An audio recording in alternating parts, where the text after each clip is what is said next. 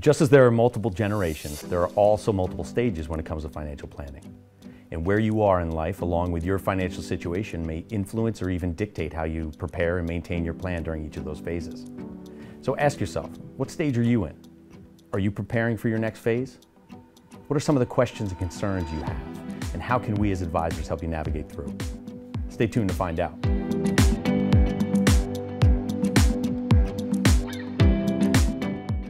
Welcome back. I'm Chris Briscoe, Director of Financial Planning, and joining me today, two of our wealth advisors with Gerard, Gary Brown, Kelly Reagan. Thank you so much for visiting with us today. Thanks for having us. So we're talking about the different stages of financial planning, and let's concentrate on the big three, right? Wealth accumulation, wealth preservation, and wealth distribution.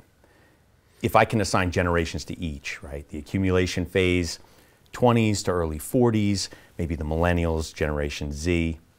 Preservation phase, so not yet at retirement, but pretty much done accumulating or hitting the end of it, Generation X. And finally, the baby boomers, right? The ones that are retired or maybe a year or two away from retirement. We all have clients that are in those generations, and we all have clients that are in those different stages of financial planning. And as advisors, we have the opportunity to be consultative and help these clients through each phase of financial planning and each phase of their life. But it's important to remember that each generation has different views when it comes to financial planning.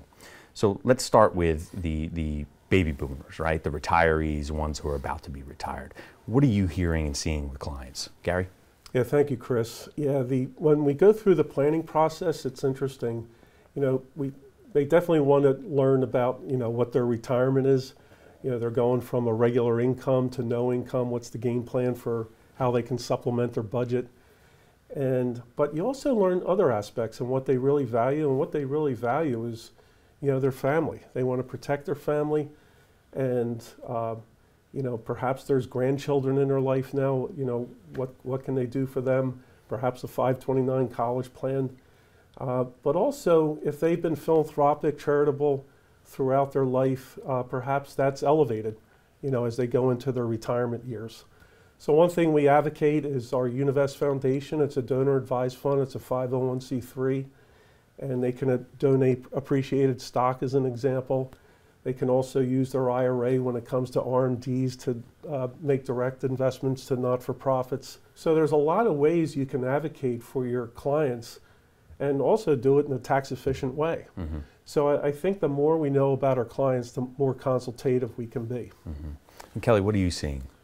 Yeah, I think similar things to what Gary says as well too, but another one would be an investment allocation, right? As you're either pre-retirement or in retirement, should we change the allocation of your portfolio? Should you be more aggressive, more conservative? So we have those conversations. Another big topic, right? Social Security. We walk through that with, pretty much all of our clients as well. When should they take it? Should they wait till 70?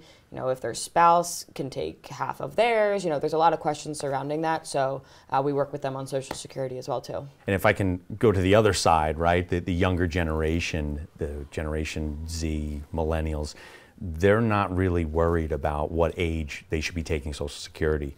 They're not worried about the healthcare decisions. They're more wondering what it's going to look like 30, 40 years down the line when they retire. So they're looking at other things and have other concerns. What do you see with them? Yeah, speaking as someone in this generation, right? So a lot of it is cash flow and debt oriented. Whether they're buying a house or get married or but right now we're in the accumulation phase, and so we're trying to figure out, make a budget. Where can I save? Where is best for me to save? How much cash should I have? What should I invest? So those are some of the questions surrounding that, and then debt related as well too. Our parents might have been of the notion that no debt is good debt, but there is good debt given some of the interest rates that we've had in the previous years. So just learning what good debt versus bad debt is, and you want to pay down your student loans and your credit card debt, but maybe a low mortgage rate, we should keep that and appreciate that as well too. Mm-hmm. So, and Gary, what do you see with that generation, the younger generation? Yeah, what I see, Chris, it's interesting. A lot of my clients that I've been with for a long time really appreciate working with that next generation. They've kind of laid the groundwork and the character of how they handled their finances over the years. It could be simple questions as, hey, do you have a will? Do Do you have life insurance to protect your family? If something happens, is the mortgage going to be paid off? Things like that. But there's things out there that they should be taking advantage of. And I get on my soapbox about Roth IRAs. You know, I just think over time, that you look back and they make a lot of sense from a tax planning standpoint. And a lot of 401k plans today have Roth components, so they can take advantage of it that way. And social media too. I mean, there's the education piece where people are getting a lot from social media these days, so there's also that. There's the continuing education with our clients. Let me touch a little bit on maybe the generation that's near and dear to my heart, and that's Generation X, right? So we're the sandwich generation. We're in between accumulation and distribution. All of a sudden we wake up and retirement's 10 years down the road. So we're kind of worried about that. But on top of that, generally, we have kids we're taking care of and we're maybe sending them off to college, wondering how we're going to pay for that. And we have parents on the other side that they're getting older, right? And they may need additional financial assistance or physical assistance. What do we see from those clients? Yeah, I have a couple client examples. Sometimes clients have 529s for their kids, right, and they either depleted them or maybe there's some left over when they were in college, but maybe they want to do graduate school or med school. So just talking to the parents about, how is best should the child take on that debt? Is there another way for them to help, with the portfolio that they have as well too? Looping back to healthcare, right? Long-term healthcare is a big topic we talk to our clients about, but sometimes we have, if a client needs to go into assisted living or like a nursing home, maybe they have the funds to pay for that. Maybe the long-term care policy pays for that, but maybe their children are helping and they're chipping in. So working with those kids to figure out, what's the best way to take care of mom and dad as well too. So we have those conversations with our clients.